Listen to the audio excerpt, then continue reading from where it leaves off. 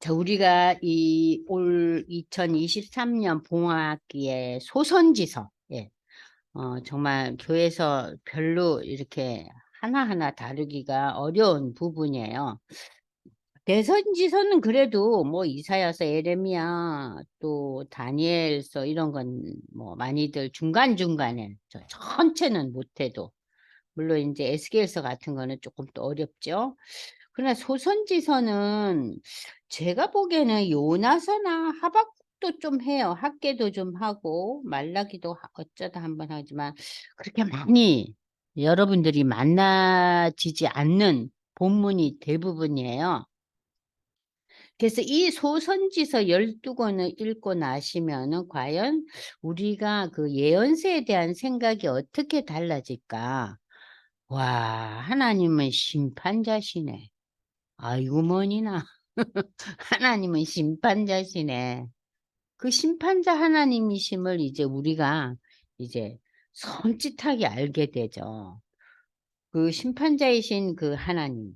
그리고 이 하나님의 그 역사의 흐름은 하나님이 택한 민족, 유대 민족도 있지만 전 열방의 민족들을 향해서도 하나님의 마음은 언제든지 열려 있다는 거. 열려 있었잖아요. 그래서 그들 가운데도 남은 자가 있었다 그랬잖아요. 응? 믿음을 지킨 자가 있었잖아요. 응? 그래서 요나가 때를 쓰고 안 가겠다는 거를 어딜 보내요? 니느웨에 보내잖아요. 아수르의 수도에. 세상 왕 같으면 그러겠어요? 아, 쟤들은 없어지게 놔둬. 그러겠죠. 자, 이렇게 하나님의 그 놀라운 그 심판과 그러나 구원에 대한 역사는 인간의 영역과는 다르다는 거. 그리고 인간의 왕들이 그렇게 애쓰고 수고하고 정말 얼마나 노력을 합니까? 그런데 그들의 그 수고와 애씀이 한시적이라는 거. 그 우리가 여태까지 왕조들을 봤잖아요. 그 왕조들이 다 무너지잖아요. 그죠? 자, 그러면서 우리가 이 연설 보면서, 아, 영원하지 못하다, 인간의 그 왕됨을. 그죠? 그러니까 자기 그 아들들이, 또 뭐 사이들이, 딸들이, 그런 그 왕의 역할을 해 간다 할지라도 그 왕위가 영원하지 않다는 거.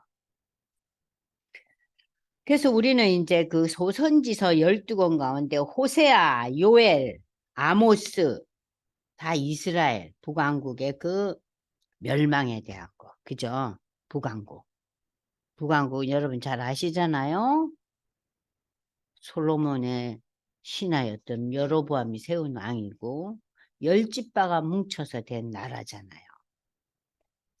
그런데 이 북왕국이 하나님을 섬기는 가운데서 뭘 섬깁니까?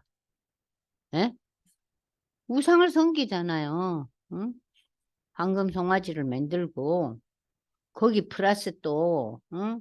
아하방 시대 때는 뭐이더라요? 가나안의 토착신이 들어와 버리잖아요. 그죠? 그러니까 이 하나님의 선택된 이 백성들도 인간의 그 기본적인 욕망과 인간의 그 욕심으로 인해서 하나님에 대한 마음은 있지만 하나님이 절대자라는 신앙 고백은 있지만 한편으로 우리 인생살이에서는 뭘 추구해요? 내가 성취해야겠고 내가 누려야 되겠고 내가 뭔가를 다스려야 되겠고 하는 내가 나오잖아요. 거기서 이제 저들의 신앙이 형통과 그리고 성취를 향해서 나가고 있는 거예요. 그 성취와 성공을 향해서 무엇을 쓰느냐? 하나님께 기도하는 것보다는 이방 신들을 섬겨. 그 이방의 신들이 다 뭐예요? 그 가나안의 신들이 풍요의 신이잖아요. 풍요의 신. 응? 물질의 신들 아니에요. 어쩌면 그렇게 잘 부합이 되는지. 자, 그런데 여기에 대해서 하나님은 결국 이스라엘 북왕국은 멸망시킬 것이다. 아수르에. 그 아수르의 수도가 여러분들 이번에는 확실히 아시겠죠? 니느웨. 강력한 성을 세운 니느웨예요. 근데 하나님이 이 니느웨 성을 부셔버리고 그 백성들 다 없애고 이것들을 다 없애버려야지. 그렇게 생각한 것은 누구예요? 이스라엘과 유다죠. 그러니까 요나가 안 가잖아요. 쟤들은 필요 없다고. 그랬더니 하나님이 쟤네들도 구원해줘라. 그래서 그들이 처음에는 하나님의 구원을 경험하잖아요. 회개하고.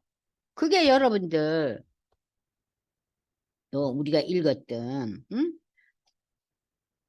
그 선지서에 나오잖아요. 그래서 처음에 나오는 게 이제 그 에돔의 멸망이 오바댜서에 나오고, 에돔의 멸망은 왜 멸망했다 그랬죠? 에돔이라는 이 에서의 후예들이 그 유대 민족을 못 살게 굴잖아요. 출애굽 때도 그러고 바벨론으로 잡혀갈 때도 옆에서 박수치고 잘 됐다. 너들 요 땅으로 못 넘어간다. 그러면서 그 형제 나라가, 그래서 하나님께서 이 오바댜를 멸망시키겠다는 거예요. 하나님의 선민을 이렇게 비웃고 또 옆에서 도와주지 못하는. 그래서 이 오바댜서는 조금 독특한 그런 예언서였고, 요나서는 이방인도 구원을 받을 수 있다는 거. 그죠? 우리가 요나서 하면은 고려 배밖에 생각이 안 나요. 고려 뱃속에 들어간 얘기가 결국은 뭡니까? 요나가 고래 뱃속에 들어가는 그런 큰 사람이 정말 죽다 사는 거 아니에요? 그 사건을 통해서 요나가 어디로 가요? 니느웨로 가는 거예요. 그래서 이제 그 이방도 하나님의 구원의 대상이라는 거. 그걸 우리가 이제 요나서에서 배웠잖아요. 그리고 이제 미가서에 가니까 미가서는 메시아가 오신다는 거예요. 메시아가. 근데 그 메시아가 어느 땅에 온다고요? 베들레헴 땅에 온다는 거예요. 아, 이거 너무 구체적인 거예요. 자, 이렇게 예수의 오심은 대선지서와 소선지서를 통해서 아주 구체적이에요. 근데 그 구체적인 예언들이 신약에 와서 그대로 이루어져요. 그러니까 역사상 모든 그 우리 역사에 있어서 신적인 그 뭐라 그럴까요? 신적인 존재들, 사람을 신적으로 만든 존재들이 있잖아요. 예를 들면 뭐 세계 4대 종교라 그러면은 그리스도교, 기독교, 불교, 유교, 그리고 소크라테스라 그러더라고요. 소크라테스를 또 왜 넣느냐 그러니까 이 소크라테스 이후에 이 모든 그 철학과 이런 모든 세계가 하나의 그 부류를 따르는 그야말로 막 철학이 신앙적인 그 아주 아성을 쌓고 있잖아요. 우리 그러니까는 인간들에게 있어서 철학의 세계에 있어서. 그래서 이제 이 네 개 중에서 이 정말 우리 인간들에게 종교적인 의미를 담겨주는 이 4대 종교가, 그러나 이 4대 종교는 기독교의 다른 점이 뭐예요? 이 4대 종교는 죄의 문제, 죽음의 문제, 죽음 이후의 문제에 대해서는 해답이 없어요. 해답이 없잖아요. 해답 없어요. 그죠? 그래서 스님들이 돌아가실 때 내가 죄가 많다고 그러고 가시잖아요. 그죠? 승철 스님이 내가 너무 죄 많은 인생이고, 내가 너무 잘못이 많다고. 그러니까는 기쁨으로, 그리고 하나님에 대한 그 감격으로 하나님의 나라에 대하여, 하나님 나라를 향하여 간다는 그러한 그 하나님 나라에 대한 준비와 그 역사에 대한 그 창조와 종말이라는 그런 시각이 없잖아요. 오직 기독교에만 있어요. 그래서 기독교는 이걸 가리켜서 구원이라 그러잖아요. 구원. 그 우리가 사도신경 할 때 그러잖아요. 이걸 믿는다는 게 뭘 믿어? 우리가 내가 몸이 다시 사는 것과 영원히 사는 것을 믿는다는 게 뭐예요? 그렇죠. 부활을 믿고 내가 내 부활을 통해서 하나님 나라에 내가 들어가서 영원히 있다는 거. 그걸 우리가 이제 사도신경 할 때마다 고백하잖아요. 그런데 다른 종교에는 그런 게 없거든요. 엄격한 차이예요. 차이에. 그래서 어느 목사님이 설교를 하시는데 신앙과 종교의 차이의 얘기를 듣고 제가 참 은혜로웠어요. 왜냐하면은 이 종교라는 것은 이 사람은 예수교 믿어. 저 사람은 불교 믿어. 응? 그럴 수 있잖아요. 저 사람은 좀 이상한 몰라 어디 뭐 잘 듣도 보도 못하는 또 뭐 이상한 종교가 요새 많더라. 거기 나간다 하더라. 또 이 사람 우리나라 뭐 오래된 원불교 믿는데 이렇게 종교의 종류가 많아요. 종교의 종류가 많잖아요. 근데 종교와 신앙의 차이는 뭐냐? 어떤 사람은 나는 종교 없다 그러는 거예요. 그걸 가리켜서 우리가 무신론자라 그러죠. 그잖아요. 젊은 남자들 특히. 나 아무것도 안 믿어. 난 내가 열심히 하고 내가 수고하고 노력하는 난 나를 믿어. 그리고 내가 책임감 있게 살래.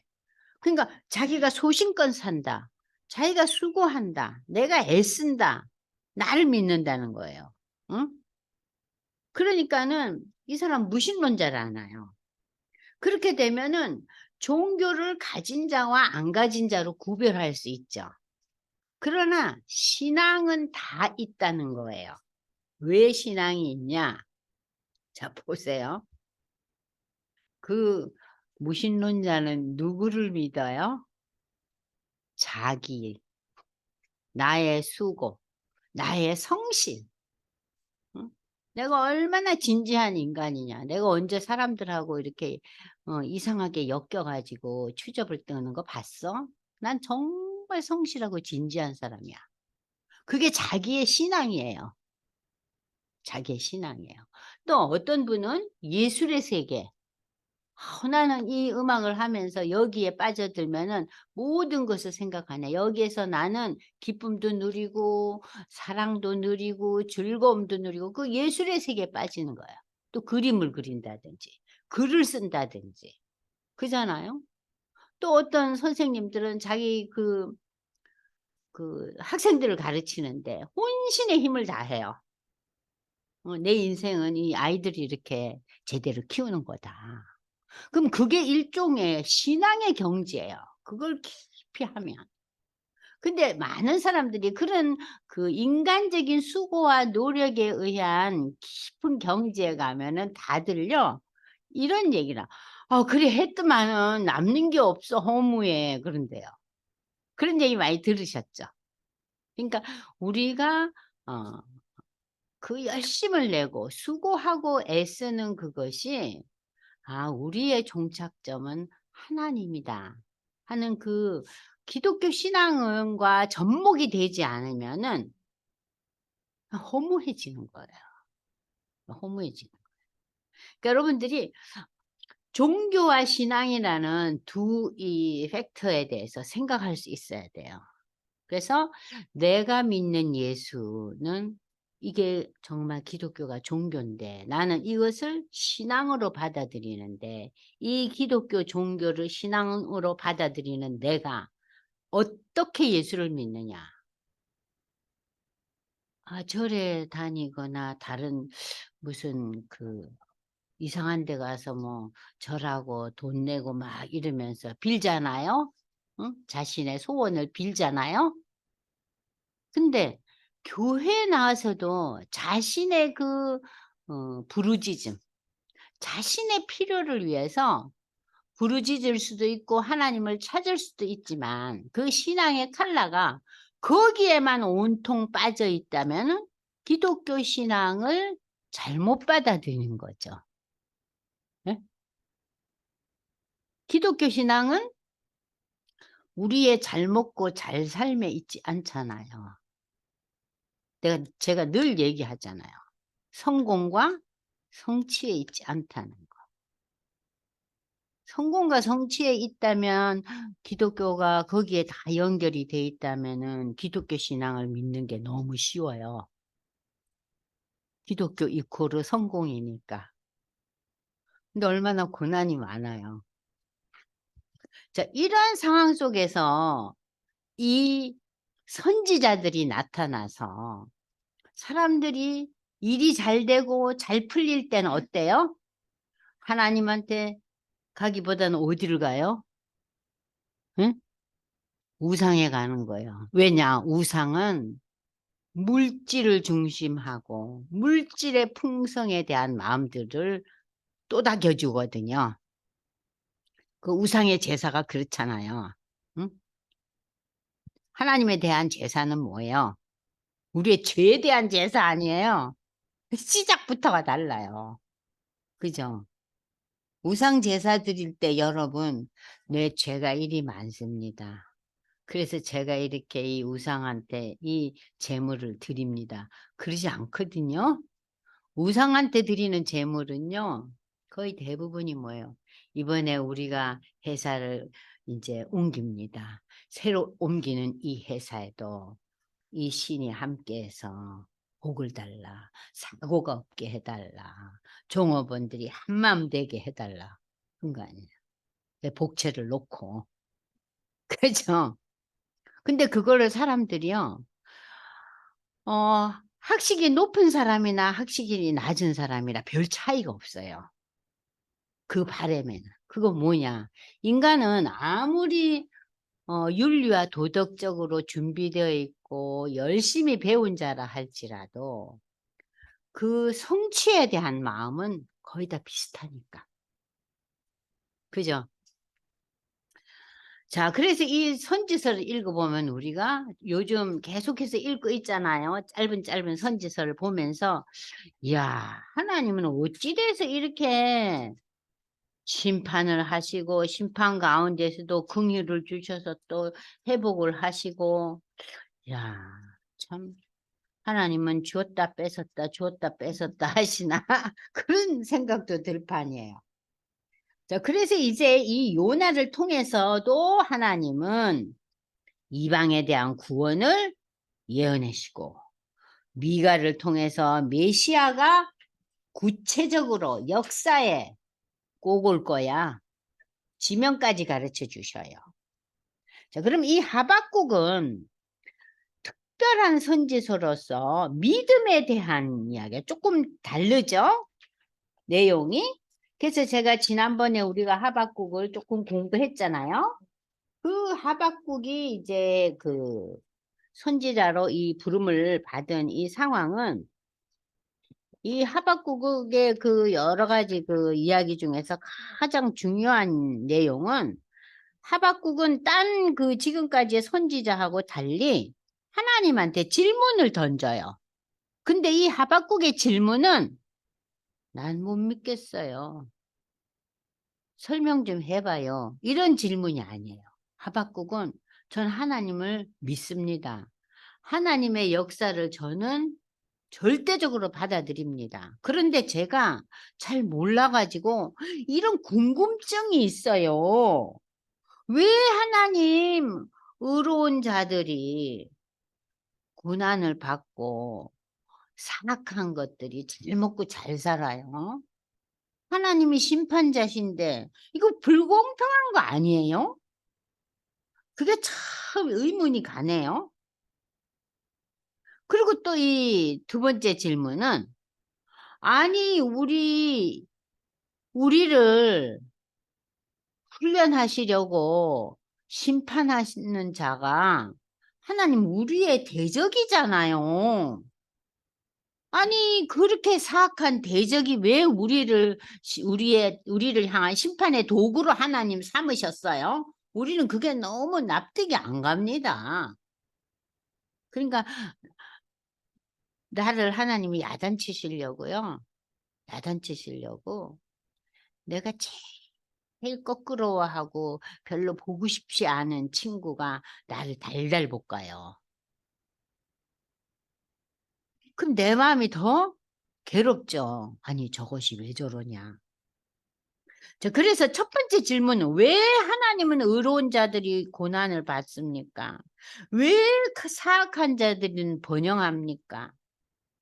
그리고 유다 백성들이 하나님이 죄를 지었다기는 하지만은 왜 저 사악한 갈대아인이라는 거는요, 그 지역이 갈대아 지역인데 나중에 이게 바벨론이 이 갈대아 지역을 다 통일해서 천하 통일해서 저기 바벨론 제국을 세워요.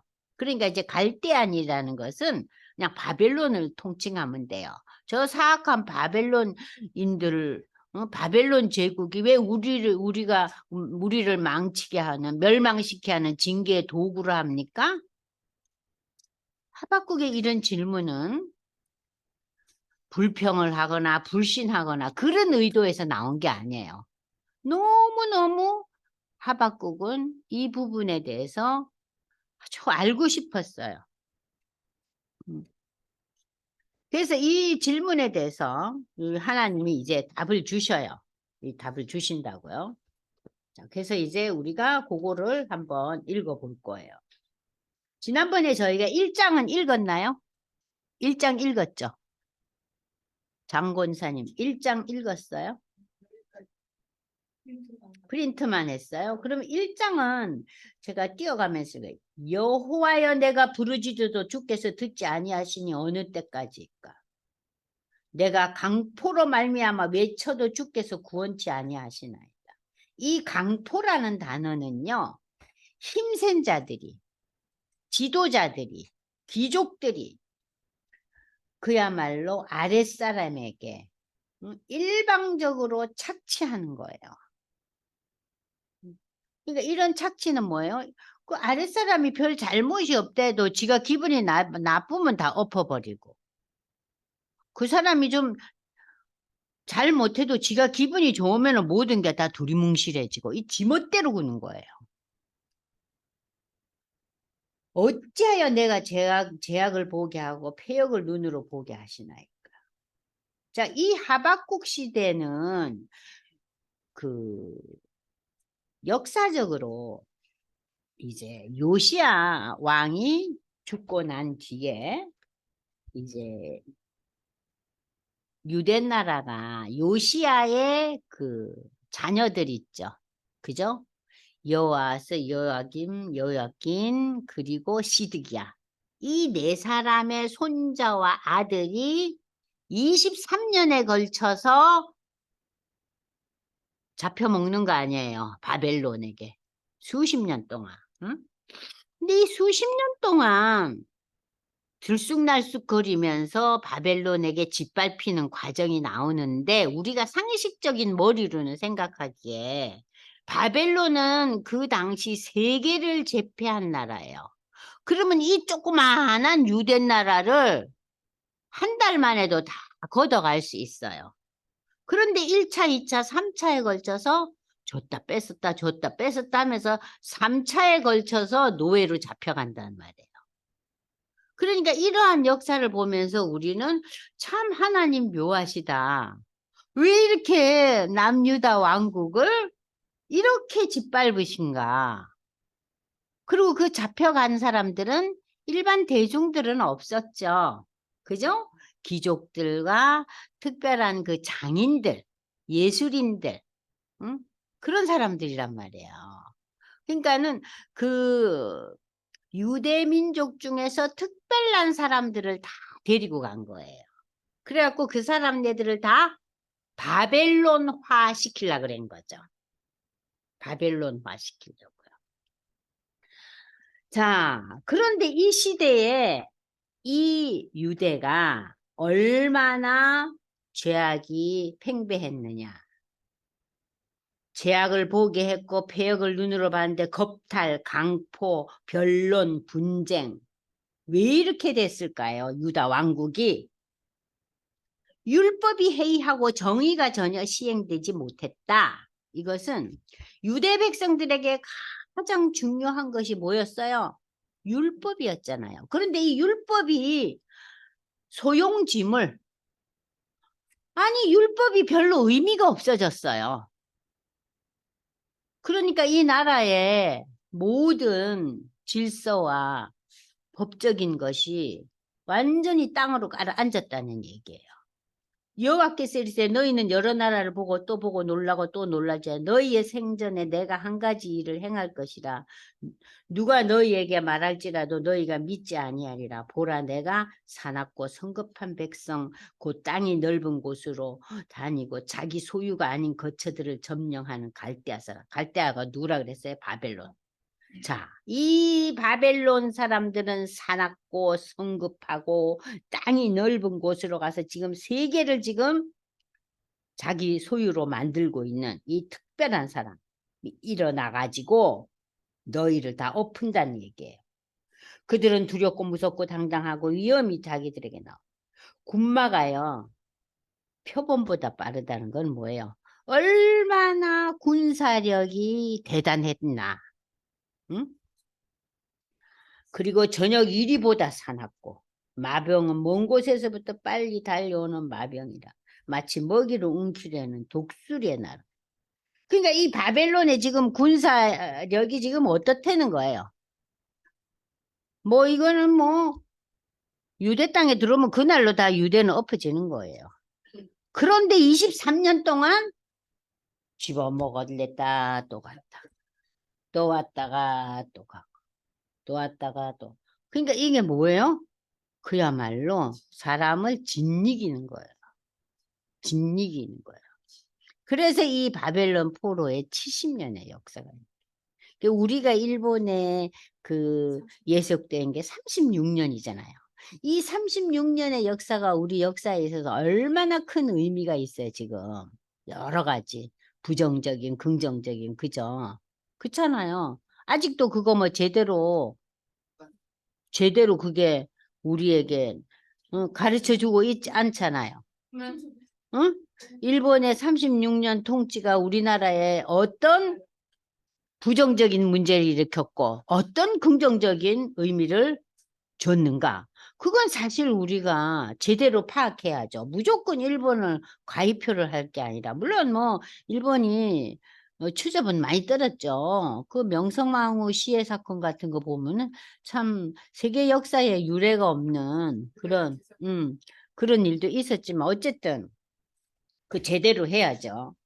근데 이렇게 지금 어, 어려움을 당하는 그 유다가 이제 이런 어려움 속에서 결국 멸망할 거라는 것을 지금 하박국 선지자가 지금 이제 이야기를 하고 있냐. 이제 좀 있으면 이제 그렇게 될 거라는 거예요. 이 하박국 선지자는 요시야 왕 때 일을 한 사람이고, 요시야 왕 돌아가시고 난 뒤에도 계속 일을 했으니까. 그러니까는 요시야 왕의 아들과 그 자녀들이 통치할 시기에 이 예언을 쓴 거예요.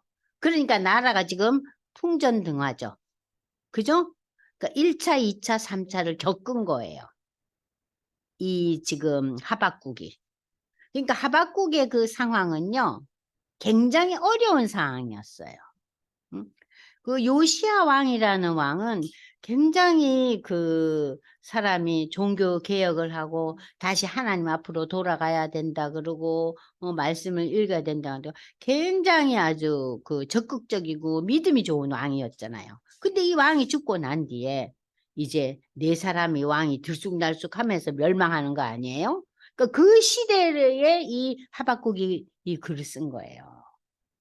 그러니까 이 나라가 왜 이러냐. 그리고 왜 바벨론 같은 저 포악하고 저 무섭고 두려운 종족이 우리를 이렇게 만드느냐. 하나님 쟤들은 언제 혼낼 건데요? 그거예요. 이 하박국의 질문은. 근데 우리 자녀들도 그런 질문 안 하겠어요? 만약에 우리 부모가 그렇다면. 응? 엄마 왜 그래? 그럴 것 같아요. 그죠? 자, 그래서 그들은 다 강포를 행하러 오고 사람을 잡고 10절 보세요. 열 왕들을 멸시하고 그들의 방백을 조소하고 모든 견고한 성들을 비웃고 그걸 다 자기가 이제 접수하겠죠. 흉벽을 쌓아. 이 흉벽이라는 것은 성읍을 공격하려고 쌓는 그 무슨 그 흙벽 같은 건가 봐요. 쌓아서 그것을 점령할 것이다. 그들은 자기들의 힘을 자기들의 신으로 삼는 자들이라. 여기서 그들은 바벨론이죠. 바벨론은 자기들의 힘을 자기들의 신으로 삼는 거죠. 그러니까 요게 뭐예요? 이 사람네들의 그 신앙이고 종교예요. 이에 바람같이 급히 몰아 지나치게 행하여 범죄하리라. 얼마나 전술이 대단했으면 바람처럼 온대요. 선지자가 이르되 여호와 나의 하나님 나의 거룩한 주께서는 만세전부터 계시다. 우리가 사망에 이르지 않아. 여호와 주께서 심판하기 위해서 그들을 두셨나이다. 반석이시여 주께서 경계하기 위해서 그들을 세우셨나이다. 주께서는 눈이 정결하심으로 악을 참아 보지 못하시며 패역을 참아 보지 못하려 어찌하여 거짓된 자들을 방관하시며 악인이 자기보다 의로운 사람을 삼키는데도 잠잠하십니까? 이 얘기. 이 악한 바벨론들이 자기보다는 그래도 하나님의 택함 받은 우리를 삼켜 먹는데도 하나님은 잠잠하십니까? 이게 하박국 질문이야. 주께서 어째서 사람을 바다의 고기 같게 하시며 다스리는 자 없는 벌레 같게 하시며 바다의 고기 그냥 벌레 이것들은 그냥 사람이 그냥 낚아버리면 그날로 다 죽잖아요. 누가 이렇게 됐다고요? 유대 백성들이 바벨론한테. 그가 바벨론이 낚시로 모두 낚고 그물로 잡으며 투망으로 모으고 그리고는 기뻐하고 즐거워하여 그물에 제사하며 투망 앞에 분향하오니 이는 그것을 힘며 소득이 풍부하고 먹을 것이 풍성. 악인들은 그렇게 이 나라 저 나라를 다 접수하고 걷어가지고 어떻게 살아요? 대제국을 이루죠. 바벨론이 대제국을 이루잖아요. 그죠? 바벨론. 소득이 풍부하고 먹을 것이 풍성. 그가 그물을 떨고는 계속하여 여러 나라를 무자비하게 멸망시. 그러니까는 그물에 붙들은 거를 내려놓고 또 그물을 쳐서 또 붙들어서 자기 나라는 엄청나게 살고 다른 나라는 뭐예요? 먹을 것이 없고 그 나라를 전부 자기 동네로 접수를 시키는 거예요. 응? 이게 하나님 보시기에 옳은 거예요? 하고 묻는 거예요, 지금. 아니, 이게 말됩니까? 이렇게 물어요. 그러니까 하박국을 여러분들이 생각하실 때마다는 하박국은 그 시대의 여러 어려운 상황에 대해서 하나님 이래도 되나요? 이건 아니죠. 여기에 대해서 하나님이 좀 참견을 하셔야 되는 거 아니에요? 그런 이제 마음을 가지고 질문하는 거예요.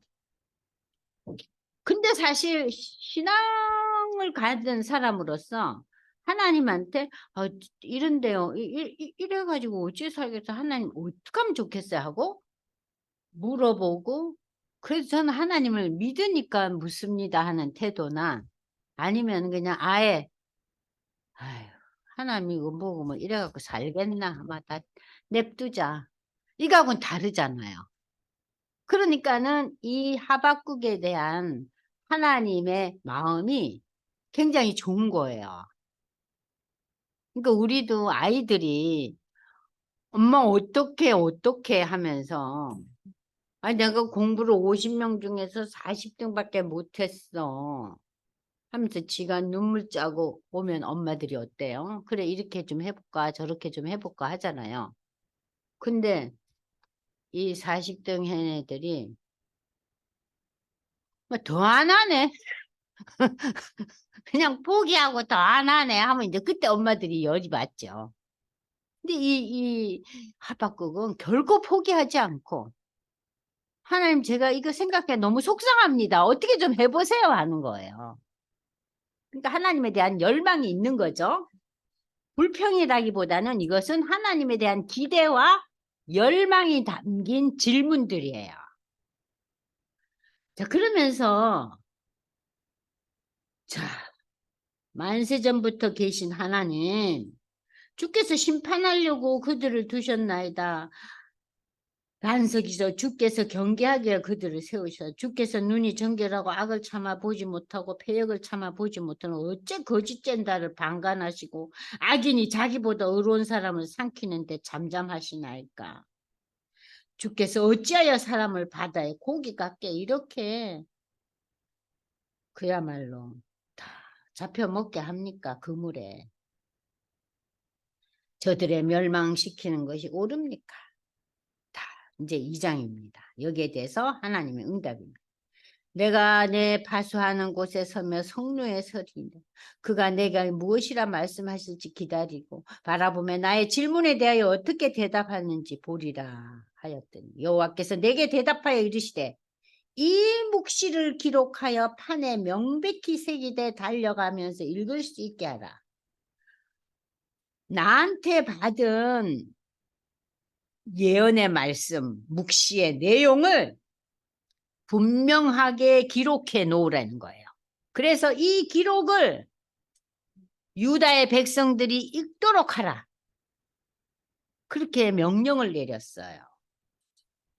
자, 그런데 그 내용, 이 묵시의 내용이 뭡니까?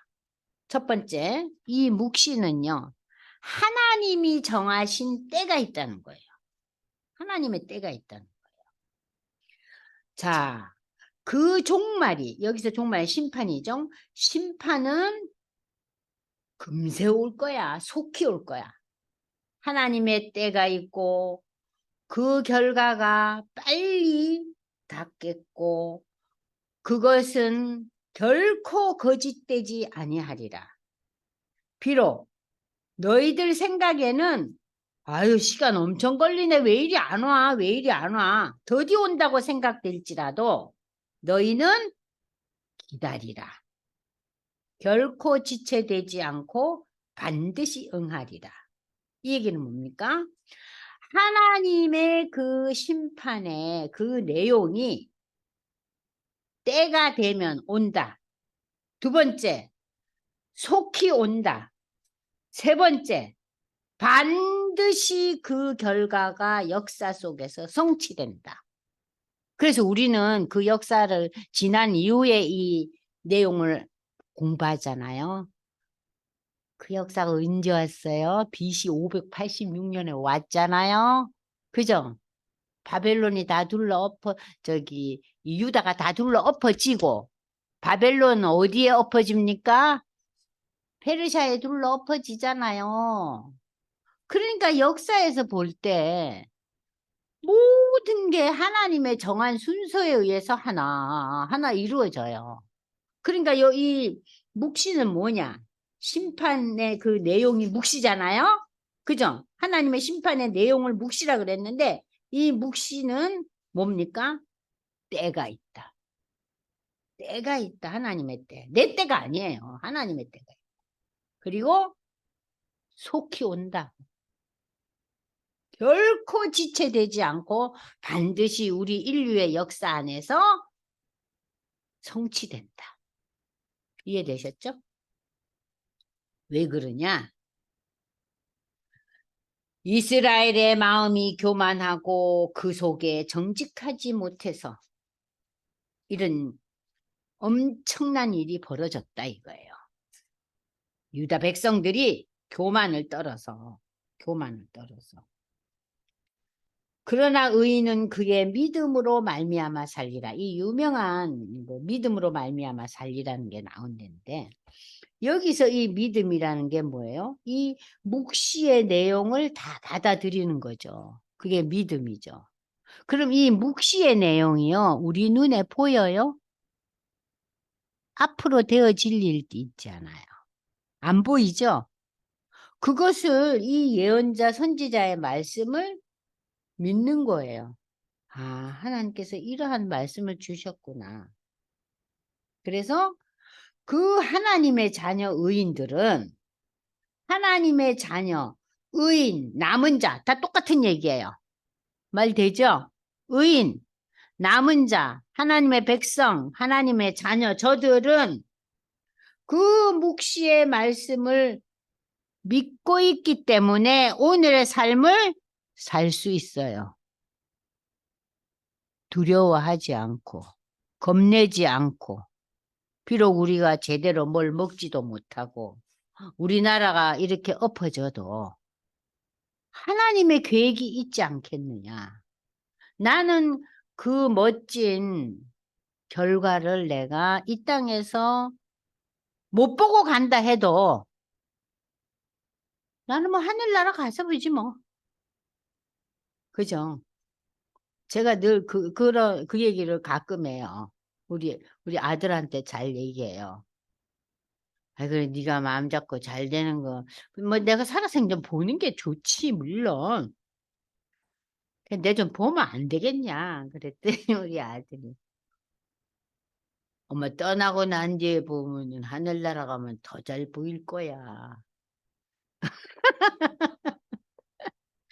보는 게 중요하잖아? 이러고 앉았어. 참 밉상이죠? 응? 그러니까 절 보고 엄마가 욕심이 간 거야. 그래도 그 두 눈에 꼭 보고 죽으려고 그러지? 에이구. 그건 모르지 뭐. 하나님 마음이지. 이러고 앉았어요. 제 욕심이에요? 그거는, 그래서 제가 기도했어요. 하나님, 이 아들은 이게 욕심이라고 그러는데요. 아, 욕심이면은 할 수 없죠. 저 못 볼 수밖에. 그냥 하나님 뜻이 있으면 보여주세요. 그랬어요. 그러면서 참 아들이 좀 밉살 맞더라고요. 안 그래요? 그죠? 자, 그래서 이제 이 묵시에 대한 내용을 여러분이 꼭 기억하시고 의인과 믿음이라는 거. 이 믿음은 볼 수 없는 가운데서도 그죠? 믿는 거예요. 여기에 대한 설명은 조금 이따 다시 합니다. 그는 술을 즐기고 거짓되고 교만하고 가만히 있지 아니하고 수월처럼. 수월이 뭐예요? 지옥 흑암이죠. 자기 욕심을 넓히고 사망 같아서 족한 줄을 모르고 자기의 그 여러 나라 모험이 여러 배. 이 누구예요? 이 느부갓네살이에요. 느부갓네살. 응? 바벨론의 통치자들이에요. 응? 족한 줄을 모르잖아요. 그래서 다니엘서에 보면 느부갓네살이 어떻게 돼요? 7년 동안 정신병자 되죠? 그죠? 기억나죠? 응? 그냥 뭐 자기 앞에 그 뭐예요? 무슨 응? 금신상을 세우고 미친 거 아니에요? 응? 왜냐? 만족을 모르니까.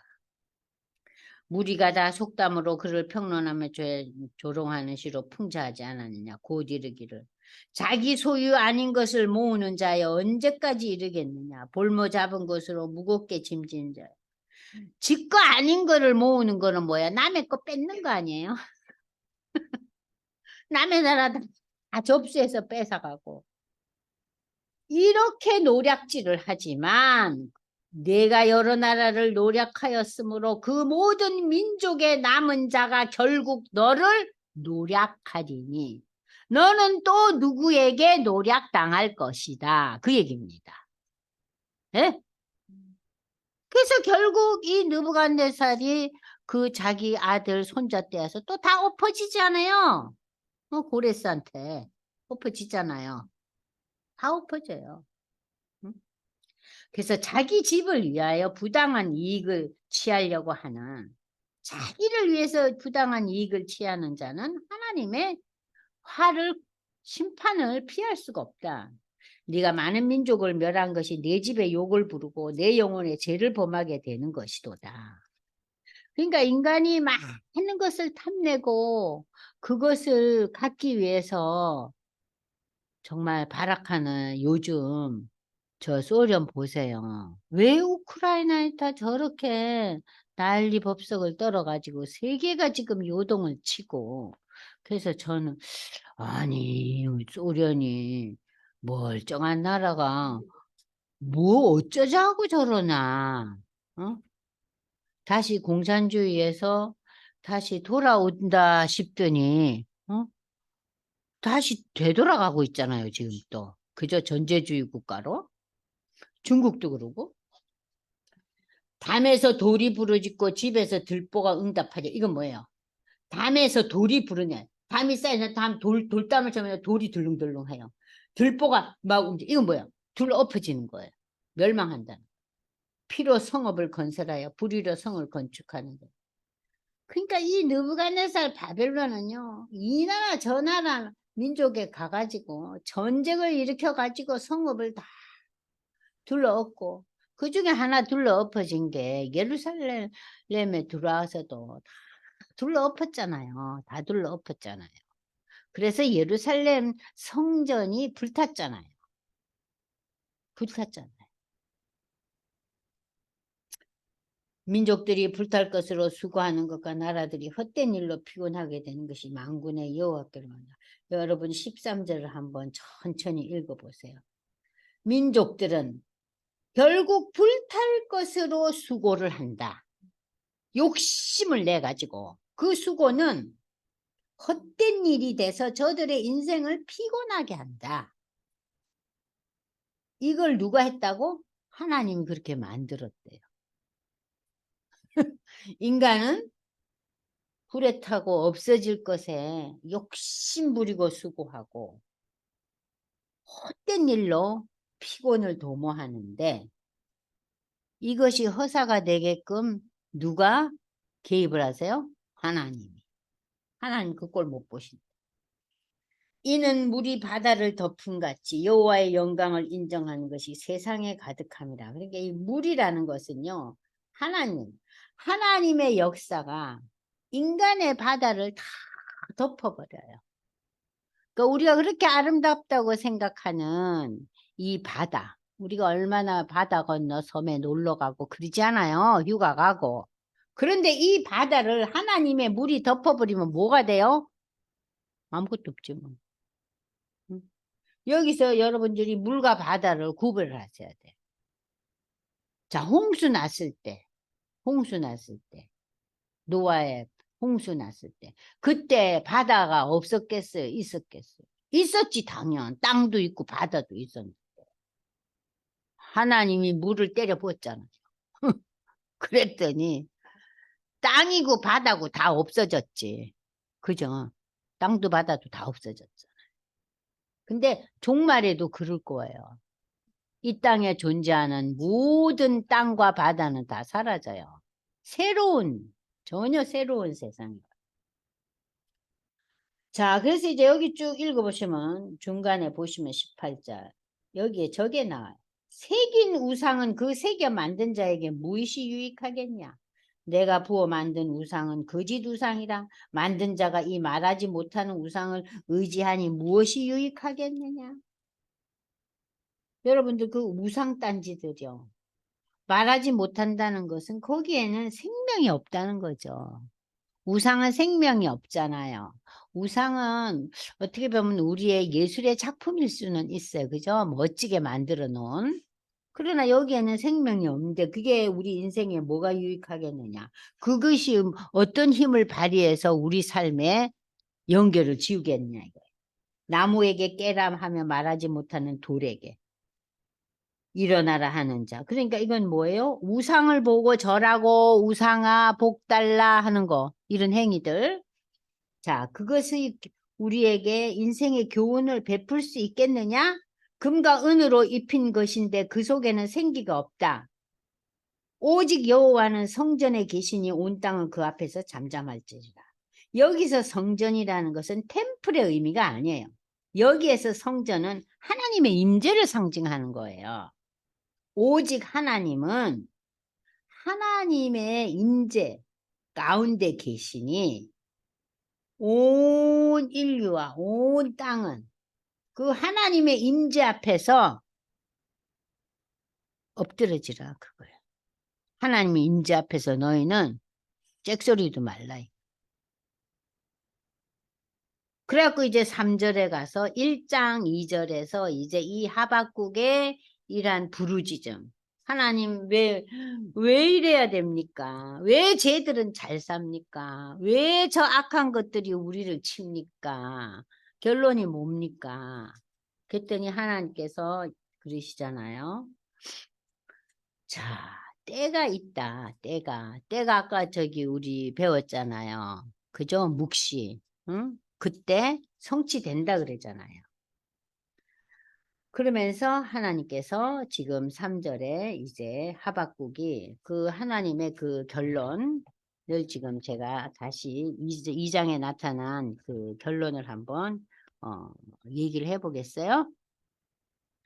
우상의 본질과 여기 이제 우리 프린트를 보시면은요. 여기 우상에 대한 얘기가 참 많이 나오는데 여러분들 피시면은 지금 이게 몇 페이지인지 볼게요. 몇 페이지더라. 네, 25페이지예요. 자, 하박국서에서 다시 한번 머리에 둘게. 왜 하나님이 의로운 자가 고난받고 사악한 자들은 잘 먹고 잘 살게 하나? 그리고 왜 사악한 그 바벨론 사람들이 우리를 치는 도구로 하나님은 삼으셨는가? 그랬더니 하나님은 의인은 믿음으로 말미암아 살리라 하는 우리가 듣기에는 엉도 땅도 안 하는 답을 주신다는 거예요. 근데 그 답에 의미가 있다는 거죠. 그거 이제 다시 한번 설명을 합니다. 자, 하박국은 의인의 고난에 대한 불만을 토로하지만 하나님의 응답하심과 인도하심을 기다린다. 하나님을 의심한 것이 아니죠. 그는 또 하나님 앞에 나와서 정말 간절하게 하나님의 그 섭리와 뜻을 기다리는 그 신앙인의 모습이에요. 이에 대해 하나님은 유다를 심판하시고자 악인을 갈대아인을 잠시 사용했다는 거예요. 그러나 결국 그 잠시 시간은 끝나고 악인은 멸망한다. 마침내 의인에게 하나님은 회복을 승리하신다. 그러니까 여러분 역사 속에서 유대 땅이 바벨론 포로가 되잖아요.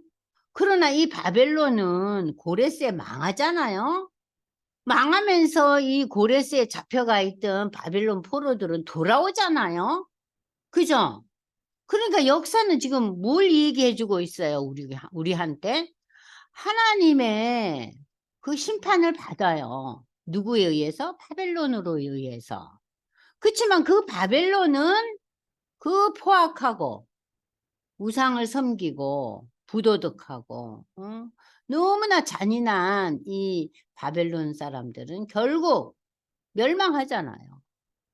몇 대 가지도 못해요. 몇백 년 가지도 못해요. 그래서 지구상의 모든 나라들은 오랫동안 자기 제위를 계속해서 이어져 가는 날. 우리 뭐 영국 역사도 그렇잖아요. 얼마나 왕조가 잘 변해요. 이렇게 자꾸 달라져 가는 거예요. 자, 그래서 이 하나님께서는 결국 악인은 멸망하지만 의인은 어때요? 회복이 되잖아요. 그러니까는 의인에게 하나님은 회복을 허락하시는데 이 승리에 대한 하나님의 답변이 의인은 그의 믿음으로 살리라. 그러니까 우리가 지금 우리나라가 이렇게 망조가 들어가지고 포로가 됐다. 그 잡혀가 있다. 얼마나 기가 찼겠어요. 그 수십 년의 세월이, 70년의 세월이. 그러나 이 세월이 한시적이다. 그죠? 한시적이다. 하나님께서 회복하실 것이다. 하나님께서 믿음의 백성 남은 자를 통해서 우리를 회복하실 것이다. 유대 백성은 사라지지 않을 것이다. 유대 나라는 사라지지 않을 것이다. 바벨론은 사라졌죠. 아수르도 사라졌죠. 네? 고레스의 그 나라도 다 사라졌죠. 로마도 사라졌죠. 지금 누구만 남아 있어요? 이스라엘 남아 있어요. 그죠? 자, 그러니까는 이 예언의 말씀에 대한 믿음을 가지고 너희가 살 수 있다는 거예요. 그러니까 이 믿음이 없으면은 사실 우리 인간은 불안하고 괴롭고 살 수가 없는 거예요. 비록 더딜지라도 지체하지 않고 반드시 하나님의 때 하나님께서 응답하신 날이 온다. 하나님의 때가 있으면 하나님의 역사가 성취된다는 믿음을 굳건히 지켜나가는 말씀이다. 그 다음에 이제 이 우상에 대한 얘기가 3장에 나오는데 하박국의 기도에서 이제 그 아까 조금 전에 2장에 우상에 그 부어 만든 우상을 제가 잠깐만 설명할 거예요. 이거는 여러분이 다 아시니까. 우상에 대해서 우리는 무엇을 우상을 금붙이로 뭘 만들어 놓고 동으로 뭐 석가모니 부처를 만들어 놓고 그것만이 우상이 아니에요. 자 보세요. 1. 하나님보다 더 사랑하는 모든 대상이 우상이에요. 자식도 우상이 될 수 있고 남편도 우상이 될 수 있고 그죠? 납덩어리 금붙이가 우상이 아닙니다. 예? 그저 우상은요 우리가 주위에 있는 식구도 우상이 될 수 있어요. 그러니까 너무 자기 남편을 너무 귀히 여기는 것도 우상이고 예? 인간에게 우상은 아무런 유익을 줄 수 없다 그랬어요. 이 유익은 뭐냐? 내가 소망하고 내가 기도하고 내가 정말 원하는 것에 대해서 이것이 내게 필요하다. 아니, 넌 딴 게 필요해. 내가 줄게. 내가 선택권이 있어 하는 그런 것 결정은 하나님밖에 못하는 거예요. 그래서 우상은 그런 걸 할 수 없어요. 그래서 여기서 뭐라 그랬어요? 우상은 우리 인생에게 유익을 줄 수 없어요. 그걸 선택하고 그걸 줄 수가 없어요. 우상은 사단이 변신한 거예요. 살짝쿵 변신한 거예요. 그러니까는 내가 너무 뭐가 갖고 싶은 거야. 아, 우리 친구 뭐를 샀는데 저걸 사야지 내 속이 풀릴 것 같다. 그것도 일종의 사단이죠. 사단의 시험 아니에요? 아니 남편의 마음이 동해가지고 야, 저 아줌마 참 멋진 옷 입었네. 니도 하나 입어봐라. 그하고 다르잖아요. 아, 내가 저게 입고 싶은데 우리 영감은 돈을 짧게밖에 안 줘. 아이고 나는 못 입네. 월부를 살까 입고 말아야지. 모임에 가야지. 저거 안 입으면 속이 뒤집어지네. 아니 근데 60, 70대도 그런 마음 가진 분들이 있어요? 예? 저는 그런 얘기 들으면 저 멀리 들려요. 그럴 수 있나 봐요. 그게 나는 특별한 사람들, 한두 사람이나 그러지, 대부분 안 그런데 싶어. 예?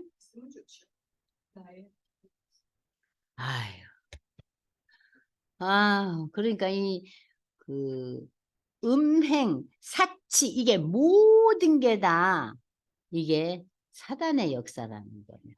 음행과 사치. 예? 음행과 사치. 응? 아, 별로 중요치 않은데 그게 너무 중요하니까, 그죠? 그래서 우리가 이런 것을 가리켜서 다 우상숭배라는 거예요. 우상숭배. 그리고 아, 하나님을 겸해 섬기려 하는 것도 우상이다. 아니 내가 뭐 하나님 열심히 섬기면서 이렇게 사치 뜨는 거야. 괜찮지 않겠어? 그 우상이라는 거예요. 그 뭐 필리핀의 그 대통령 부인 마르코스 부인 이멜다.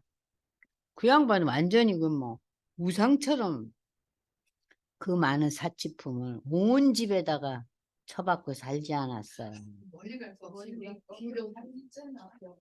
우리나라에도 있죠. 아유, 아유, 이런 삶의 현상들은요, 피조물인 내가 마치 창조주 하나님의 권위를 부여받은 것처럼 사는 거예요. 이해되세요? 자신의 한계를 모르는 거죠. 그러면서 이제 우리는 이 3장에서는요. 하박국이 기도하는데 맨 처음에 여러분들 성경책에 시기오롯이라는 단어가 나오죠. 그죠? 시기오롯. 시기오롯에 맞춘 선지자 하박국의 기도 이렇게 나오죠. 이 시기오롯이라는 의미가 뭐냐면요. 이게 굉장히 빠른 박자의 노래를 시기오롯이라고 그러는데요.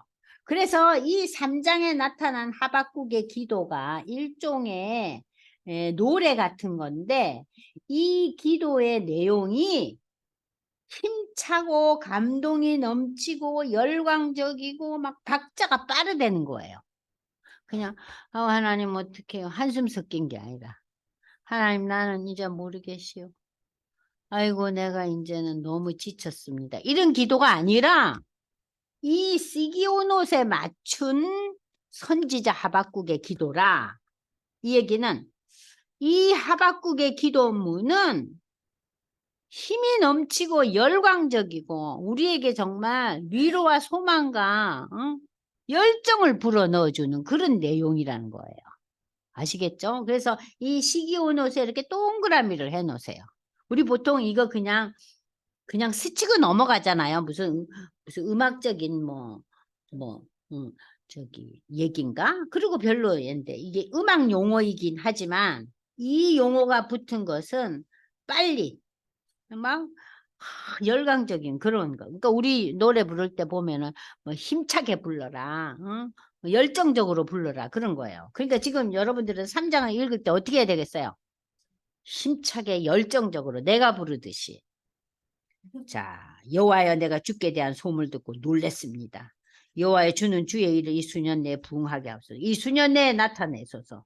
진노 중이라도 심판 중에라도 하나님의 긍휼을 잊지 마옵소서.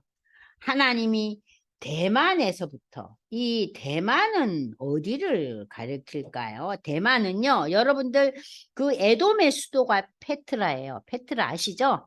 요새 여행 댕기는데 그 페트라에서 가까운 지역으로 이 대만은 에돔을 가리켜요. 에돔의 전체적인 지역을 가리켜요.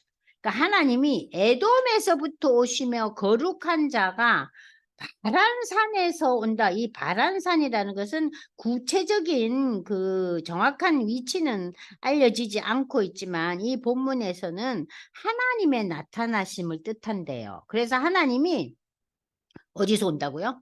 에돔 땅에서부터 오시며, 그러니까 멀리 이방 땅에서부터 오시며 거룩한 자가 하나님의 그 나타나시는 산, 이 바란산이 하나님의 그 모습이 나타난 산에서부터 오시는도다. 그의 영광이 하늘을 덮었고 그의 찬송이 세계에 가득하다. 그의 광명이 햇빛 같고 광선이 그의 손에서 나오니 그의 권능이 그 속에 감추어졌도다.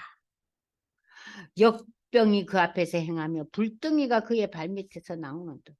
그가 서신 즉 땅이 진동하며 그가 보신 즉 여러 나라가 전율하고 영원한 산이 무너지고 그러니까 하나님의 그 역사가 일어나니까 지금 난리가 난 거예요. 그의 행하심이 예로부터 그러하시다.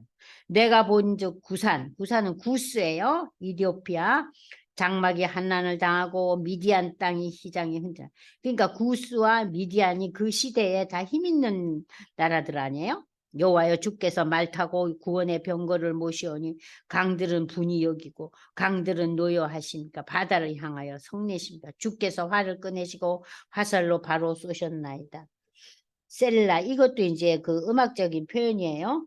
주께서 강들로 땅을 쪼개서 그러니까 잠시 쉬었다가 여기서 한 템포 끊고 그게 셀라.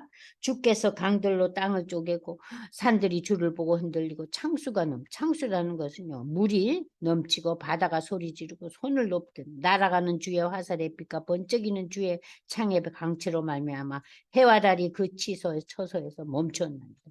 주께서 노를 바라사 땅을 두르셨으며 분을 내사 여러 나라를 밟으셨나이다. 주께서 주의 백성을 구원하시려고 기름 부은 반자를 구원하시려고 나오사 악인의 집에 머리를 치시며 그 기초를 바닥까지 드러낸다는 것은요 완전히 완전히 멸망시킨다는 거예요.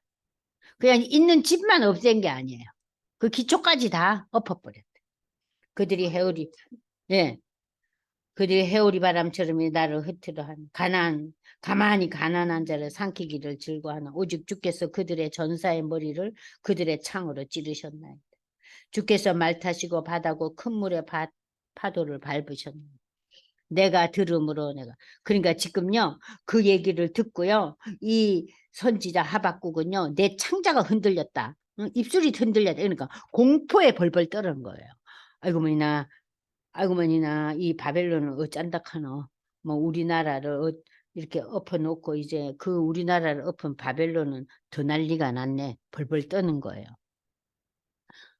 무리가 우리를 치러 올라오는 한낱날을 내가 기다리며 썩이는 것이 내 뼈에 들어왔으면 내 몸은 내 처소에서 떨리는도다. 자, 그 여기 16장까지가 뭐예요? 그러니까는 유다의 멸망과 바벨론의 멸망을 다 얘기하고 있는 거예요. 벌벌벌벌 떠는 거예요.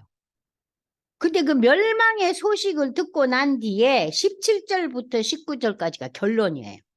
그래서 하나님이 원하시는 대로 살지 않았던 유대 백성들, 유대 왕국을 둘러엎으시고 그 유대를 둘러엎은 무자비한 바벨론도 완전히 기초까지 다 둘러엎을 거다.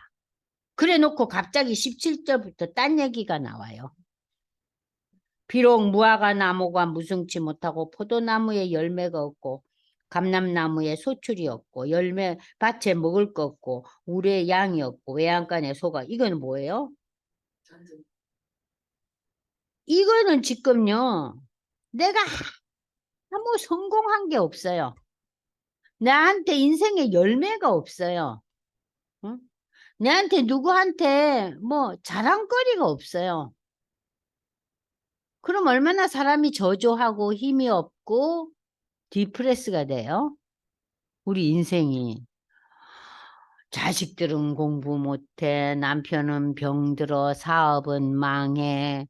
나는 그냥 교회는 간신히 나가는데 그냥 그것도 귀신 나가. 어쩔 수가 없어서. 보통 우리들의 그 태도잖아요. 삶의 모습들이잖아요. 그죠? 지금 유대 땅이 둘러엎어질 거야. 그 다음에 바벨론도 둘러엎어져. 하나님이 다 다스려. 하나님을 거슬리는 거는 다 없애버려. 물론 그 중에서도 하나님의 구원이 있지만 없앤다는 거예요. 야, 이 상황에서 내가 지금 이 하박국에 그 17절부터 19절이 아까 우리가 읽었던 그 중요한 말씀 있죠. 의인은 믿음으로 말미암아서. 그러니까 소출이 없고 열매가 없고 자랑거리가 없고 성취가 없다 할지라도 내가 하나님을 의뢰하고 하나님이 내 인생을 주무르시고 결국 하나님의 나라로 데리고 가실 거라는 그 믿음이 18, 19절 내 인생을 이렇게 한다는 거예요. 나는 하나님 때문에 즐거워하고 나를 구원하시는 하나님 때문에 기뻐하고 그 하나님 때문에 나는 힘이 생기고 내 발은 사슴처럼 가볍게 돌비를 걸어 다닌다. 그래서 나는 높은 곳으로 다닌다. 인간은요, 높은 곳 다니면 힘들어요. 힘들잖아요. 그런데 하나님이 주시는 힘으로 사슴은 바위산을 이렇게 확확 올라갈 수 있게 그 발을 만들어져 있대요. 앞발과 뒷발이. 근데 우리는 하나님이 나의 하나님이다. 내가 하나님의 자녀가 되었다. 나는 믿음으로 산다 하는 그 고백 때문에 내가 갖지 못하고 누리지 못하고 성공하지 못해도 내가 어떻게 해요? 아, 나는 하나님의 나라로 간다는 거. 하나님 나라로 간다는 거. 그러니까 요 구절에서 보면 우리의 파이널 목적지가 어디예요? 하나님의 나라로 가는 거예요. 지금 우리는 중간에 있는 거예요. 근데 이 중간에 있는데 우리가 뭘 잘 먹고 잘 누리고 뭔가 많은 것을 성취하고 인정받고 하는 거는 이 조그마한 100년 세월에서 누리는 거예요. 그죠? 근데 앞으로 남은 것은 영원이에요. 그러면은 100년 대 영원은 비교가 안 되죠. 근데 우리는 요 100년 속에서 조금 더 누리는 거예요. 우리의 마음이 굉장히 허투도 당하고 오만도 떨잖아요. 그죠? 그 얘기를 지금 하는 거예요. 그래서 이 마지막 본문을 가지고 우리가 이 앞에 나오는 2장 4절에 나오는 의인은 믿음으로 살리라는 것을 연결을 지어야 돼요. 그래서 이 부분에 대해서 제가 잠시 쉬고요. 로마서 1장 16절을 연결해서 설명을 해드릴게요. 잠깐 5분 있다 봬요.